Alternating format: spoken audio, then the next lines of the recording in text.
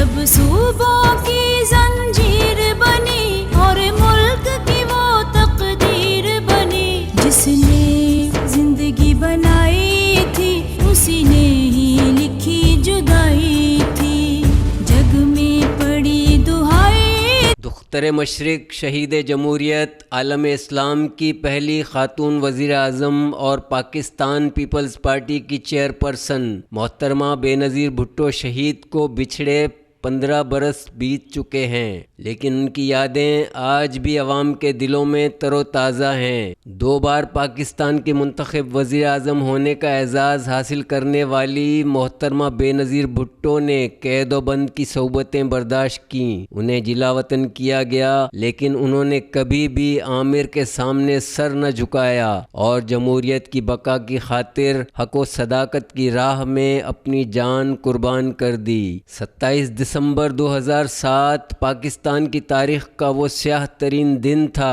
جب انتہا پسندوں نے پاکستان کی ہر دل عزیز عوامی لیڈر محترمہ بے نظیر بھٹو شہید کو دہشت گردی کا نشانہ بنایا۔ 27 دسمبر 2007 کو جب محترمہ بے نظیر بھٹو لیاقت باغ جلسہ گاہ پہنچی تو ان کا عظیم الشان استقبال کیا گیا۔ لیاقت باغ کا تاریخی میدان اور عوام کا ٹھاٹے مارتا سمندر اپنی قائد بے نظیر بھٹو کا منتظر تھا۔ بے نظیر بھٹو کی تقریر جو ان کی زندگی کا آخری خطاب ثابت ہوا وہ بھی یادگار تھی۔ اس خطاب کے دوران انہوں نے کہا کہ ان کی زندگی کو خطرہ ہے۔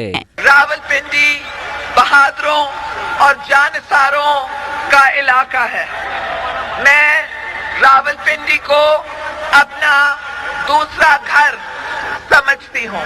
خطاب کرنے کے بعد عوام کے رش کے باعث محترمہ کو اپنی گاڑی تک پہنچنے میں آدھا گھنٹہ لگ گیا۔ جب محترمہ گاڑی میں سوار ہوئیں تو وہاں موجود جمع غفیر نے محترمہ کے حق میں نعرے بلند کیے۔ شدید سیکورٹی خدشات کے باوجود محترمہ عوام کے نعروں کا جواب دینے کے لیے گاڑی کے سن روف سے باہر نکل آئیں۔ تھوڑی ہی دیر میں اچانک فائرنگ کی آواز آئی اور محترمہ گاڑی میں گر گئیں۔ اس کے بعد دھماکہ ہوا اور بھگدڑ مچ گئی۔ دھماکے کے نتیجے میں محترمہ کی گاڑی کے ٹائر پنکچر ہو گئے۔ ڈرائیور گاڑی کو لے کر مری روڈ سے اسپتال پہنچا، لیکن تب تک بہت دیر ہو چکی تھی۔